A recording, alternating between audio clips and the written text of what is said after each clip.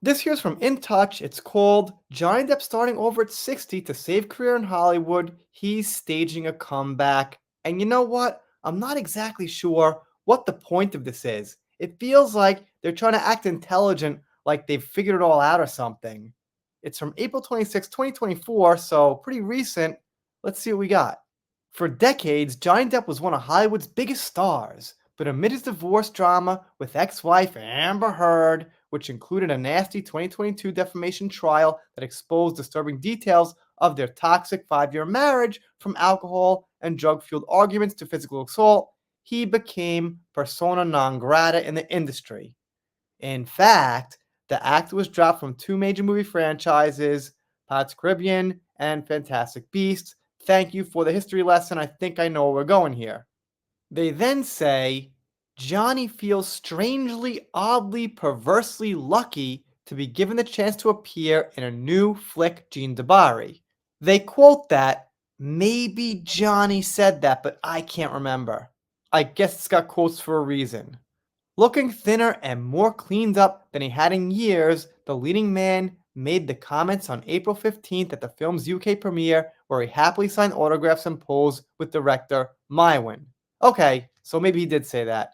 Johnny has fallen down and gotten back up dozens of times in his career. Even when his movies were being trashed by critics, he never seemed to let it affect him. Yeah, because what critics say just doesn't mean shit, so it's easy to ignore. But this time around, those close to him told Johnny he may not get another chance, so he'd better take it seriously. In many ways, it's like he's starting over at the age of 60. Right, that's where the article title comes from. Alright, I don't look at it like that. I look at it like this is extra time, this is bonus time. He already had his whole career pretty much. I would assume he's got enough money to retire and live the rest of his life, so once you've got that going for yourself, seems like anything after this is extra. Inside Johnny Depp's substance and financial struggles. Why? I don't care so much. I mean, it's not something you need to follow so closely, like, whoa, where's Johnny struggling? What's the problems he's having? I don't know. I'm not going to say it's not my business necessarily. I run a channel here on entertainment. I talk about people's issues, addictions, court cases, obviously, but I mostly mention them when they affect something. I don't really see Johnny's career in trouble because of substance and things like that. It just seems like something he does that a lot of people do, and that's where it ends.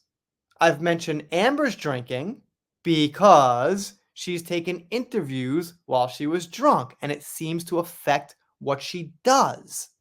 She's given speeches in front of thousands of people drunk. So then I think I can rightfully mention it. If Johnny takes a weekend, does a few things with his buddies, okay, so it doesn't really conflict with what's going on in his professional life. Not like he went on the set on Gene Dabari, he was all messed up, it was big news, he couldn't say his lines. No, he made the movie, and whatever he did separately. They say he blew through a fortune. Alright, I guess he did. I don't know total details, but I think right now he's worth 250 million, something like that. Seems like an okay number to be at. And then they say here they've got this theory, I guess, being forced to quit Hollywood also saved his life. Because that gave him a chance to go into Gene Dabari, make a movie with Al Pacino that's coming up. As a knee-jerk reaction, I gotta disagree. If he stayed in Hollywood with the role in Pirates and Fantastic Beasts, I can only see how that would just bring him up a little bit more or lead to something bigger than these two movies. Not to say these aren't great movies.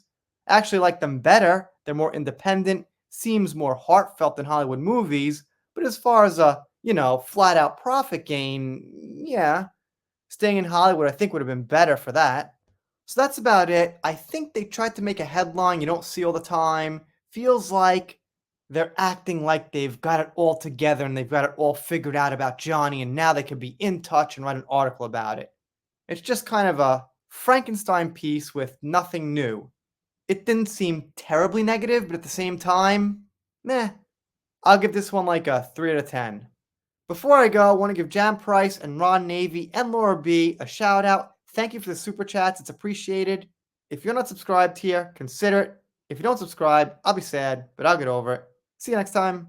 Before I go, I want to give Jan Price, Ron Navy, and Laura B a super chat. I want to give them a super chat.